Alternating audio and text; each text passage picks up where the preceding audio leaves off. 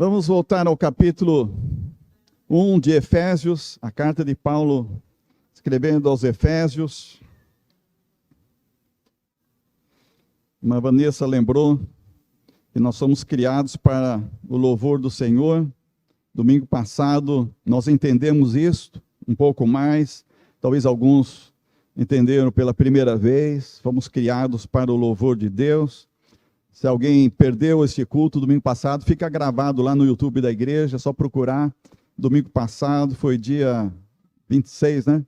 26 de março. Então, entendendo isso, vamos hoje pensar em despertar a alma para a glória de Deus. Como podemos fazer isso? Como podemos alcançar isso?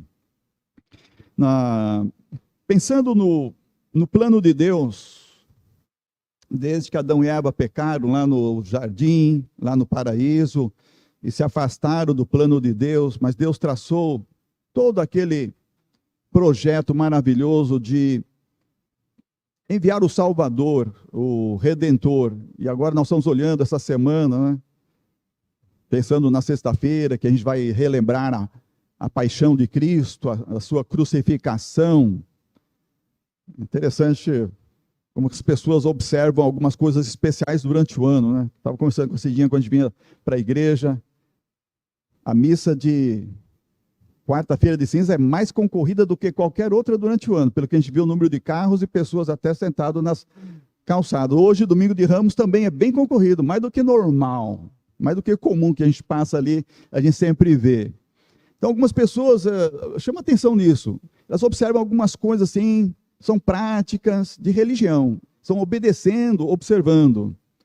Mas será que é isso que realmente é o propósito de Deus para nós?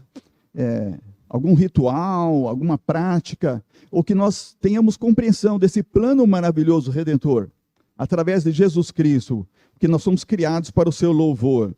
E olhando para essa semana, pensando na Páscoa, domingo passado falamos um pouco sobre isso. Deus tirou o povo do Egito, da escravidão. Páscoa significa isso. Deus fez passar o anjo e livrou todos os primogênitos que haviam na casa dos judeus. Mas no restante do Egito, todas as famílias tiveram seu primogênito morto naquela noite, inclusive entre os animais. Deus mostrou que ele protegeu o seu povo. E todos os demais não tinham a proteção de Deus, tinham choro na sua casa. Então, esse passar do anjo passar sobre as casas dos judeus, que tinham sangue na porta, no umbral, o sinal de que criam em Deus, que confiavam em Deus. E alguns gentios lá, os egípcios, creram, e eles se uniram ao povo de Deus e fizeram o mesmo sinal para proteger sua família. Aqueles que creram foram salvos, alcançaram a redenção. Então Deus nos faz pensar nessa semana, nesse plano redentor. E não só pensar nesse plano, porque uma coisa é entender o plano, nós já entendemos. Domingo passado preguei sobre isso. Mas algumas pessoas não praticam isso, não observam isso, e a sua vida fica desconectada. Não está participando da obra redentora de Deus aqui no mundo através do seu Filho amado Jesus Cristo. Então, como despertar a alma para a glória de Deus? Deixa eu falar um pouquinho sobre o testemunho que eu acompanhei, até compartilhei no meu YouTube, do Dr. Alberto Gugelmin. Eu acho que ele mostra um pouquinho, mas não deveria ser por aí, através do câncer. Não deveria ser assim quando a morte está se aproximando, parece que a vida está por um fio. Mas algumas pessoas só despertam a sua alma para a glória de Deus quando acontece isso, que é o que ele fala na sua apresentação. Dr. Alberto Gugelmin, ele é presidente da Unimed, da Federação das Unimedes do Estado de Santa Catarina. E ele participou na abertura do simpósio, o 19º simpósio, que aconteceu agora no mês de março, lá em Santa Catarina. E no final da sua fala, ele disse assim: por fim, para encerrar, eu falo da responsabilidade com Deus. Imagine, né, um discurso de abertura de um evento como esse, e eu falo em responsabilidade com Deus. e divido isso em 3 coisas: gratidão, jornada e num paradoxo que eu tenho dificuldades de entender, que é razão e fé. Falando sobre gratidão, ele fala como é importante ser grato pela vida que tem, por uma noite bem dormida, porque ele fala lá no vídeo que ele não dorme. Toma 4, 5 analgésicos à noite e não consegue dormir de dor. Ele fala da gratidão de tomar um banho, de ele lembrar quando ele tomava um banho inteiro, e agora ele tem aqueles infusores, tem plásticos por causa das coisas da quimio, do sofrimento do câncer. Fala, não posso tomar um banho inteiro. Então ele fala como a gente deve ser grato a Deus pelas coisas que nós temos, são simples, corriqueiras, e às vezes nós não agradecemos. Ele fala de ser grato pelo trabalho. Ele fala como o trabalho é bom. Como o trabalho é uma coisa maravilhosa, mas quando você faz químio e você não pode trabalhar, você sente que deixou de agradecer muitas vezes porque tinha um trabalho. Ele fala outras coisas muito importantes. Se alguém não assistiu, eu recomendo assistir. Está lá no meu YouTube. Interessante que em uma semana já está chegando quase 2.000 visualizações, só no meu YouTube. Em outros lá eu vi milhares de visualizações também. Como chama a atenção das pessoas? Alguém falando assim, eu estou com câncer de pâncreas e estado avançado de metástase e estado grave. E as pessoas então querem saber o que ele está falando, sendo ele um médico, presidente das Unimed Santa Catarina. Mas quando ele fala no segundo ponto da jornada, ele fala assim, mas a gente esquece Deus. Ele fica sempre do lado, meio que do lado da nossa vida, e a gente vai tocando. Enfim, depois ele vai falar como Deus tem ensinado ele, e como Deus está confortando ele e consolando ele. É interessante que ele fala isso nesse momento, agora, ano passado, que foi detectado o câncer, e ele está vivendo um momento crucial da vida. Então não é bem por aqui, a gente deveria despertar a alma para Deus quando está tudo bem. Querer realmente viver para a glória de Deus, quando está tudo bem, quando tem saúde, quando tem a vida toda pela frente, quando a gente pode dedicar o melhor de nós para o Senhor. Então, isso que realmente Paulo está escrevendo aos Efésios, e a gente deve atentar. Quando a gente parou aqui no domingo passado, no versículo 12 e 13 do capítulo 1 de Efésios, quando a palavra nos diz que nós somos criados para o louvor de Deus, o final do versículo 12 fala a nós que antes havíamos esperado. Então, para despertar a glória de Deus na nossa vida, para despertar nossa alma para a glória de Deus, é preciso que primeiro a gente tenha esperado isso, a gente tenha desejado isso, de realmente viver para a glória de Deus. Paulo fala em Romanos 8, 24, que Deus nos criou, que Deus nos salvou em esperança, porque em esperança nós somos salvos, nós temos que esperar. Quando nós esperamos isso, Deus vem ao nosso encontro e Ele nos traz salvação. No capítulo 2 de Efésios, o apóstolo Paulo falando sobre a nossa salvação, que ela é pela graça. Ele lembra no versículo 1, já no primeiro versículo, que nós estávamos mortos em nossos pecados. Nós vivíamos o nosso passado neste mundo conforme todo mundo anda, como filhos da desobediência. E seguindo desejos da carne, fazendo a coisa que é natureza daqueles que são filhos da ira.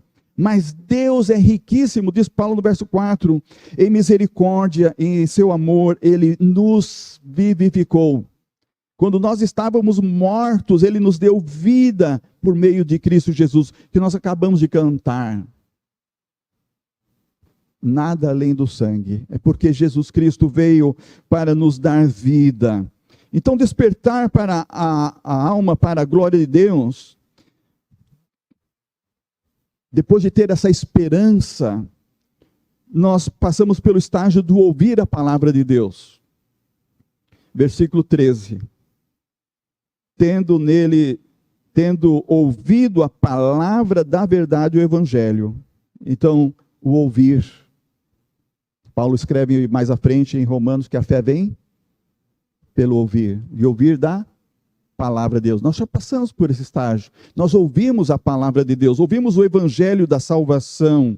Então vamos ao estágio do crer, e ele diz aqui também no verso 13, parte B, também nele crido, nós cremos em Jesus, Bom, até aqui tudo bem. Muita gente espera a salvação, muita gente ouviu o evangelho, a pregação do evangelho é pregada nos 4 cantos do nosso Brasil, de múltiplas formas e maneiras e meios.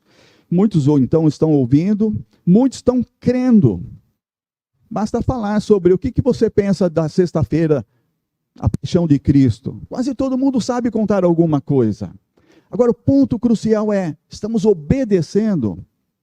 Porque quando Paulo fala tudo isso aqui no versículo 13, ele fala, fostes selados com o Espírito Santo da promessa. Então, despertar a alma para a glória de Deus, ela de fato ocorre quando nós obedecemos, passamos a obedecer o Evangelho, obedecer a tudo que estamos ouvindo, tudo que nós cremos, então nós vamos pôr isso em prática, porque nós somos selados com o Espírito Santo da promessa.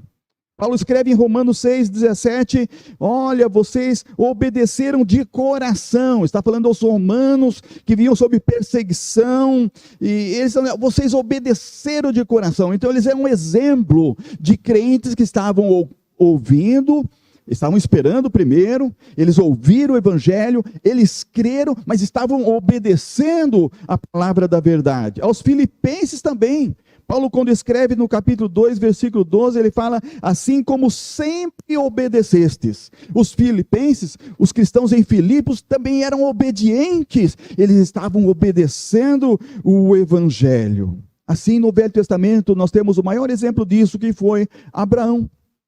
Quando Deus falou com Abraão em Gênesis capítulo 22, sobre ele entregar o seu único filho como demonstração da sua fé, da sua obediência, Deus falou assim, em tua descendência serão benditas todas as famílias da terra, porquanto obedeceste a minha voz. Por causa da obediência dele, Deus está abençoando todas as famílias da terra. Por causa do exemplo maravilhoso dele de fé.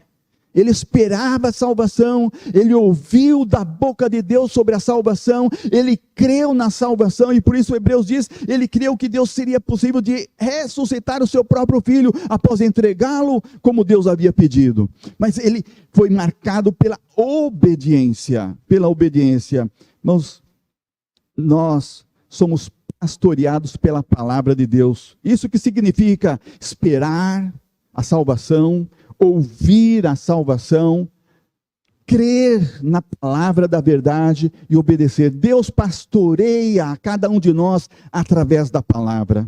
O Salmo 23 nos lembra isso, quando Davi escreveu, o Senhor é o meu pastor, nada me faltará, ele me faz deitar em pastos verdejantes. Onde a ovelha é alimentada?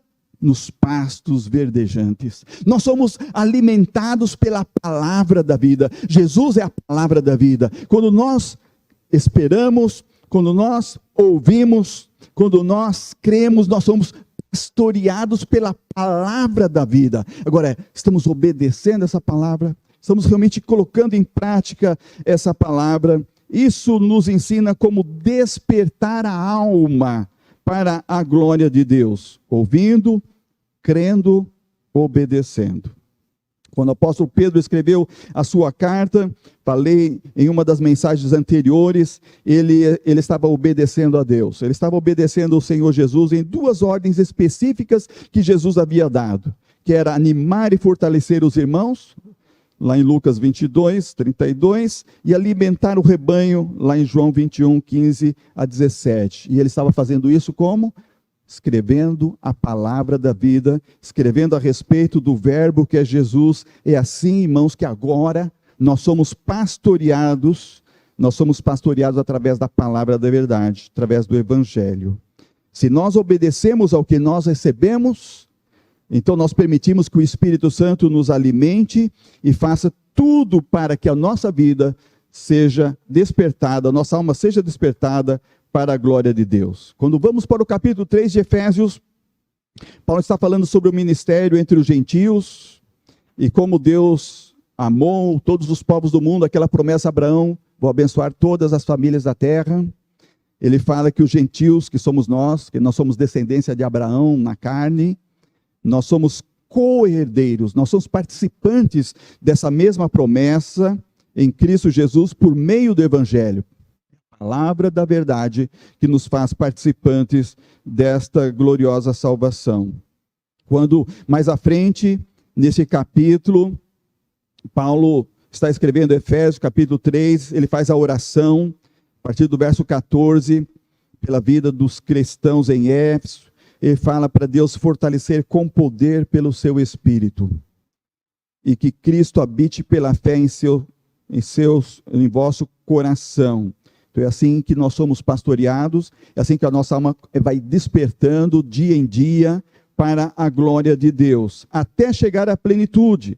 O verso 19 diz que o objeto, o plano, o alvo é que nós sejamos preenchidos da palavra, do evangelho de Jesus, conhecer esse amor, ter esse entendimento, até preencher completamente a nossa vida na plenitude de Deus. E ele diz isso como é.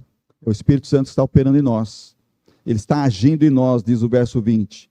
E está fazendo isso, diz o verso 21, para a glória de Deus.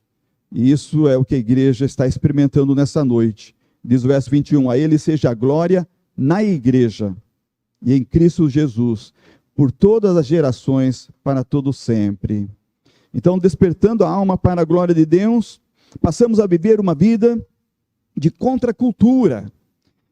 Hoje de manhã a gente falava na escola dominical, o assunto da lição, não é? Muitas vezes a gente está pensando, a gente está indo numa direção, está todo mundo vindo na outra direção.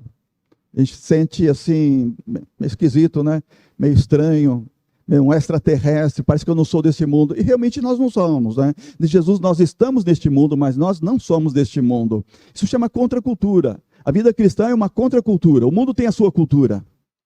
Mas quem está em Cristo é uma nova criatura. E agora vive na contramão do que é a cultura do mundo. Então Paulo começa a falar sobre isso no capítulo 4. Despertar a alma para a glória de Deus é ter a compreensão exata de que nós estamos andando agora numa contracultura. Estamos andando agora de um modo digno. E Paulo diz em capítulo 4, iniciando, portanto, eu prisioneiro do Senhor, peço-vos que andeis de modo digno para com o chamado que recebestes. Então ele descreve várias coisas, com humildade, mansidão, com paciência, suportando-vos uns aos outros em amor. Verso 3, procurando cuidadosamente manter a unidade do Espírito no vínculo da paz. Mais à frente, no verso 7, ele diz, porque a graça foi concedida a cada um de nós conforme a medida do dom de Cristo. Então nós temos o recurso. Nós temos a condição favorável. Nós recebemos a graça. Aquela graça que muitas vezes a gente, passando por uma experiência difícil na vida, a gente vai descobrir que ela é suficiente. A gente não precisa de mais nada. Sei que alguns irmãos aqui na nossa igreja têm esse versículo, esse assunto, esse tema como o tema da sua vida. Tua graça me basta, Senhor. A tua graça é suficiente. Eu sei porque eu vejo lá no WhatsApp a frase que é a sua frase de identificação, alguns usam essa expressão. E a gente descobre verdadeiramente isso. Que nós temos tudo o que nós precisamos, que é a graça de Jesus. Assim como o carro, que esteja com toda a sua mecânica boa, ele só precisa de um combustível para andar. Se é o álcool, se é a gasolina ou se é o diesel, mas ele tem aquele combustível específico. E se ele tem aquele combustível, ele vai andar até a quilometragem que lhe dá ali a habilitação. Chegando em outro lugar, determinado lugar, ele pode encher novamente o tanque e reabastecer novamente. Não é? Ou a irmã que não tem costume com o carro, com o combustível, né? Aquela ideia da água lá em casa, né? Você tem a água para fazer a comida, a energia pode até faltar, não é? Mas a água, a gente precisa da água.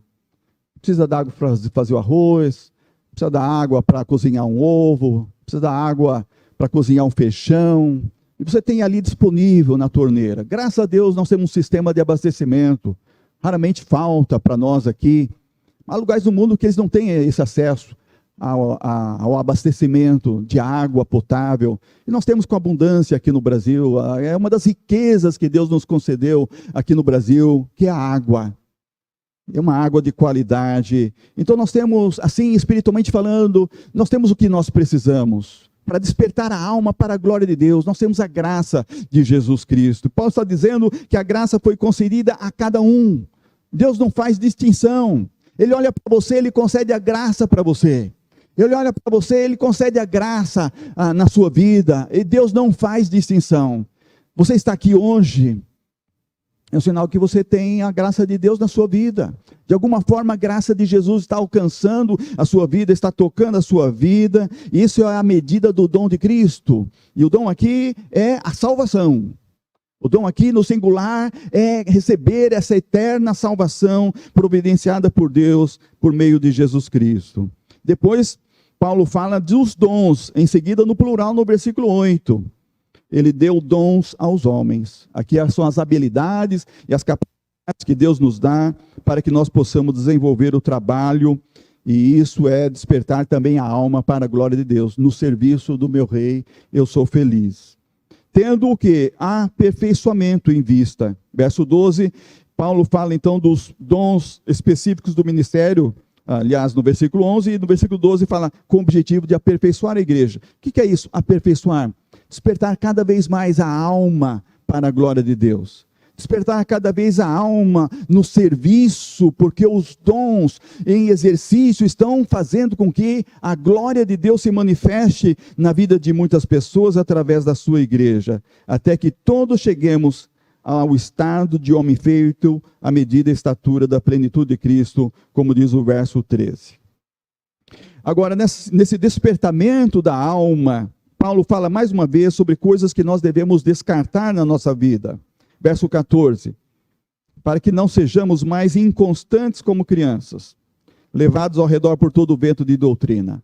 Hoje, nossa sociedade moderna, em muitas igrejas, ao nosso redor, vemos pessoas que não leem a Bíblia e ficam refém de um pregador que não ensina a Bíblia, ensina doutrina da igreja, ensina fábulas e muitas coisas que não a palavra da verdade, não o evangelho de Jesus Cristo.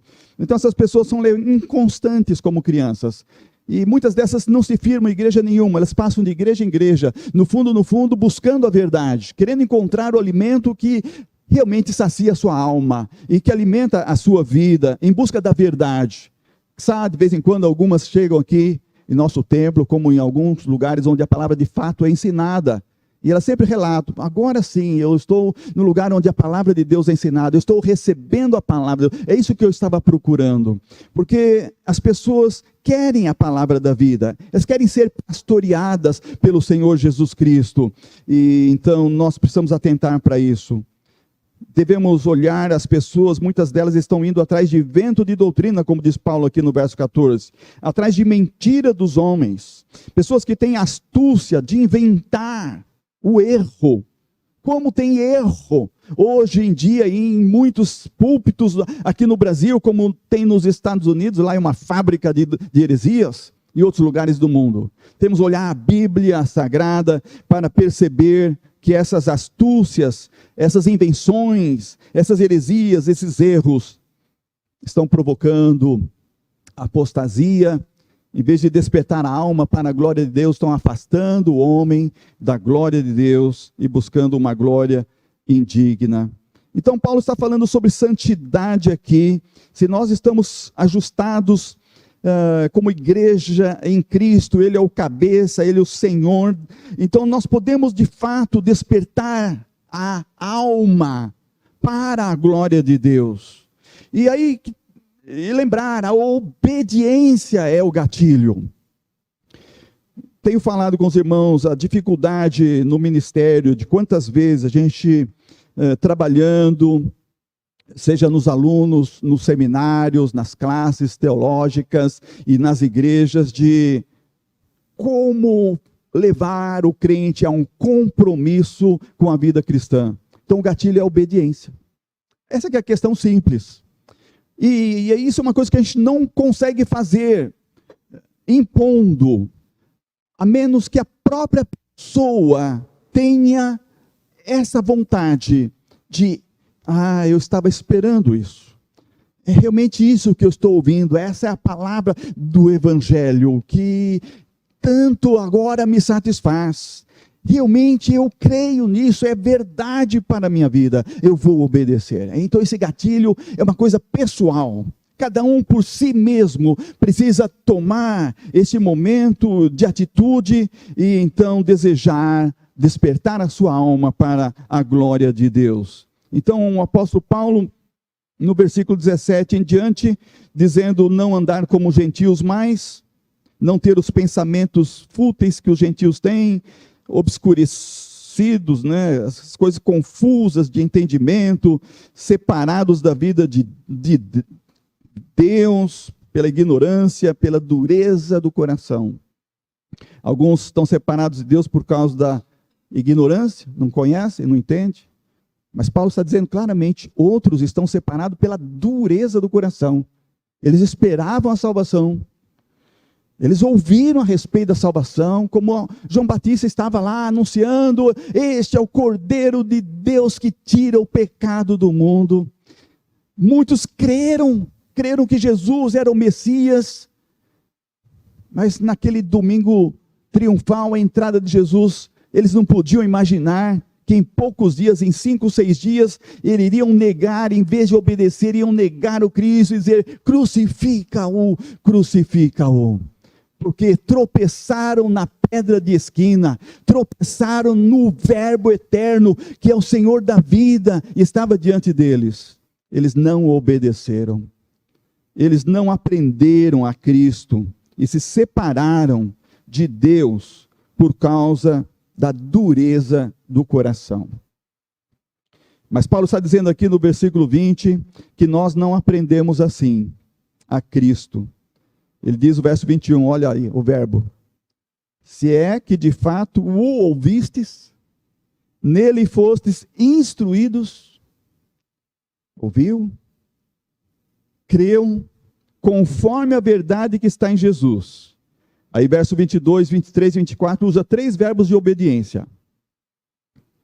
Fala: a vos despir do velho homem, do vosso procedimento anterior, deixa de viver como o mundo vive. Deixa de andar na cultura deste mundo. Vos despir do velho homem, que se corrompe pelos desejos maus, enganadores. Segundo verbo: a vos renovar no espírito da vossa mente. Despertar a alma para a glória de Deus, é despir do velho homem, daquela cultura má, se renovar no espírito da mente. E terceiro verbo: e a vos revestir do novo homem, criado segundo Deus, em verdadeira justiça e santidade. E é assim que a alma é desperta para a glória de Deus. Se despe, se despoja de tudo que é o procedimento anterior do mundo, das pessoas que têm os desejos maus, enganadores. Se renova agora na mente. Agora eu entendo. Jesus veio para me salvar deste mundo perverso, e agora eu vou me revestir desse novo homem criado segundo Deus. Não é em nós, é em Deus. A gente pode até se esforçar muito, fazer muita coisa, mas o que Paulo está dizendo, esse revestir do novo homem criado em Deus, é Ele que faz isso. Mas a gente deu tudo para Deus fazer. A gente deu tudo. A gente tem aquela esperança da salvação. A gente ouviu a pregação. A gente creu na pregação. E a gente resolveu obedecer a palavra. E então nos despimos das coisas velhas deste mundo. Nos renovamos na mente. E agora Deus está nos revestindo do novo homem. É Deus que cria isso. Assim como Deus criou Adão em santidade, em pureza, em justiça, antes da queda, Ele pode, de novo, revestir o homem novo, novo homem, diz Paulo aqui, criado segundo Deus, em verdadeira justiça e santidade. Mas sempre tem um esforço humano. Por isso Paulo volta ao diálogo da santidade. No verso 25, logo imediatamente, por isso abandonai a mentira, e cada um fale a verdade com seu próximo, pois somos membros uns dos outros. Quando sentirdes raiva, não pequeis, e não conserveis a vossa raiva até o pôr do sol. Sempre há aquela condição humana de continuar obedecendo. Já esperamos, ouvimos, cremos, mas precisamos sempre obedecer. Uma coisa que a gente descobre na vida cristã, depois de um certo tempo de vida, é que o homem velho pode ressuscitar, não é? A vontade má pode voltar ao coração, o desejo mau pode novamente bater a porta do coração. A gente cantava com a criança, toque, toque, alguém me bate a porta, o mal pode bater a porta do coração. E se a gente estiver descuidado, a gente não tiver com a alma despertada para viver para a glória de Deus, a gente pode cair facilmente nas tentações, nas seduções do diabo. Por isso, no verso 27, o apóstolo Paulo diz, não deis lugar ao diabo. Nós temos tudo isso da parte de Deus, nós temos até o revestir do novo homem, mas Paulo ainda diz, não deis lugar ao diabo. A nossa situação é de vigilância constante. É não perder a atenção, não perder a compreensão e o discernimento de que nós corremos perigo e precisamos vigiar, como diz Jesus, e orar para não entrar em tentação. Aquele que roubava, prossegue Paulo, não roube mais. Pelo contrário, trabalhe. Olha, irmãos, ele está escrevendo para crentes, ele não está escrevendo para não crentes. Essa carta ele escreveu para os cristãos na cidade de Éfeso. Pense bem, Paulo sabe da condição do crente nesse mundo, ele pode cair em várias tentações. Às vezes a gente pensa em uma, duas, três, mas são várias situações que estão sempre ao nosso redor, procurando, como o diabo, né, um leão procurando nos tragar e nos devorar. Então Paulo fala essas várias recomendações sobre santidade. Verso 29, que a nossa boca só fale palavras que edifiquem. As nossas palavras podem destruir ou edificar. Quantas vezes a gente se arrepende de palavras ditas sem pensar, numa discussão de família, numa discussão com um amigo, com uma vizinha. Quantas vezes a gente diz bobagens na hora, sem controle emocional. São palavras que destroem. E as palavras podem matar os relacionamentos, as palavras podem destruir as pessoas. Algumas pessoas deram cabo da sua vida, porque ouviram palavras tão duras de alguém, tão duras, que chegaram a desanimar da vida e chegaram ao ponto de cometer suicídio. As palavras são uma coisa poderosa, tanto para o bem como para o mal. Paulo está chamando atenção para isso no verso 29. Mas quero chamar a atenção aos irmãos, o verso 30. Ele diz, não entristeçais o Espírito Santo de Deus, com o qual fostes selados para o dia da redenção. Deus nos deu tudo isso, toda a condição de viver revestidos do novo homem, mas mesmo com essa condição, ainda podemos entristecer o Espírito Santo de Deus. Alguma coisa, um pensamento, uma ação, uma omissão, uma negligência, muitas coisas nós podemos fazer e entristecer o Espírito Santo de Deus, que nos selou para o dia da redenção, sim, estamos selados, mas que nós, na nossa vida, no nosso cotidiano, podemos entristecer. Verso 30, não entristeçais o Espírito Santo de Deus, com o qual fostes selados para o dia da redenção. Ele dá uma dica de algumas coisas que podem entristecer o Espírito Santo. Verso 31, ele fala de amargura. Algumas pessoas deixam amargura no coração. Amargura contra alguém. Amargura contra uma instituição. Uma amargura contra um governo. Uma amargura contra si mesmo, seu passado, sua memória, suas lembranças, suas culpas. Quantas amarguras podem realmente tomar conta do coração humano? Por isso que Paulo, ao escrever em Romanos, ele diz, olha, tire toda a raiz de amargura. Acho que é Romanos, né, que ele escreveu. Porque ela brotando, ela vai matar você. ela vai levar você à morte. A amargura é uma coisa muito perigosa. Ela, em outras palavras, psicossomaticamente falando, né, os médicos falam muitas coisas assim, podem causar gastrite, uma úlcera pode causar um câncer. Os médicos falam sobre doenças, não é genérica, psicossomáticas, não é? A amargura faz isso. Algumas pessoas contraíram câncer por causa de amargura. De amargura. Havia uma se queixava de uma grande amargura que ela teve, uma grande decepção em uma igreja, por causa do trabalho que a gente realizava. Ela falava, isso aí causou o câncer em mim. Ela falava da boca dela. Amargura é uma coisa perigosa. Você não fez nada por ela, mas fizeram ela entrar em você. Causou uma dor em você. E tome cuidado com a amargura.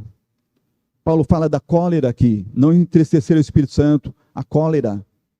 Às vezes os pais, numa hora de raiva, de disciplina, agem com cólera contra um filho, contra uma filha.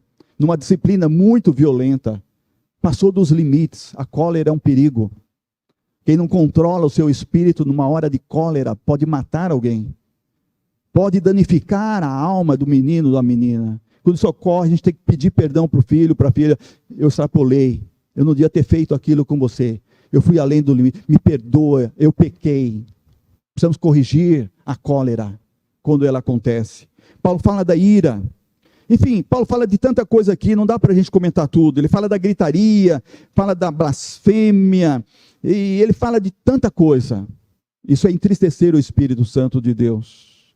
Mas pelo contrário, ele diz, sede bondosos, e tende compaixão uns para com os outros, perdoando uns aos outros, assim como Deus vos perdoou em Cristo. Assim despertamos a alma para a glória de Deus, ouvindo a palavra da verdade, crendo no Evangelho que é Cristo, que transforma, obedecendo a sua palavra, porque somos selados pelo seu Espírito Santo. Então vivemos uma vida de santidade cristã, é a vida cristã, é o estilo de vida cristã, como filhos amados. Tem mais falar sobre isso, mas vamos deixar para outro dia. Temos aqui em Efésios, esses capítulos, vistos até aqui, capítulo 4, uma boa porção de como despertar a alma para a glória de Deus. Permita que a sua alma seja despertada para a glória de Deus. Procure sempre ouvir a palavra da verdade, lendo em casa a palavra, ouvindo uma pregação, uma pregadora, um pregador, enquanto está fazendo serviços domésticos, enquanto está andando no carro, no trânsito, numa viagem. Esteja sempre ouvindo a palavra de Deus. A leitura da palavra de Deus, que você pode buscar na internet, aplicativo, você só vai ouvir a palavra de Deus continuamente. Ouça a palavra de Deus. Creia na palavra de Deus. Quando receber a palavra de Deus, creia que ela é a palavra de Deus. Creia que ela é o Evangelho de Jesus Cristo para a sua vida. E passe a obedecer. Passe a obedecer. Permita que Deus faça com que você seja esse novo homem, criado em Deus, pelo poder de Deus. E mantenha a vigilância, para que a sua vida seja uma vida que se opõe à cultura deste mundo, e que vive como exemplo de como a vida cristã ela é maravilhosa, ela é vitoriosa, e ela nos traz muitas felicidades, muitas graças, muitas bênçãos para o nosso viver. Que Deus nos abençoe. E que ninguém tenha que esperar um câncer, como foi o testemunho do Dr. Alberto Gugelmin, para despertar a sua alma para a glória de Deus. Vamos despertar a alma para a glória de Deus agora. Temos vida. Podemos tomar um banho inteirinho. Podemos ter um dia, uma semana de trabalho e agradecer, Senhor, o trabalho é bom. Obrigado, porque eu posso trabalhar com todas as minhas energias. Vamos ser gratos a Deus por tudo que Ele nos dá, nos proporciona, com a nossa alma despertada para viver para a sua glória. Amém.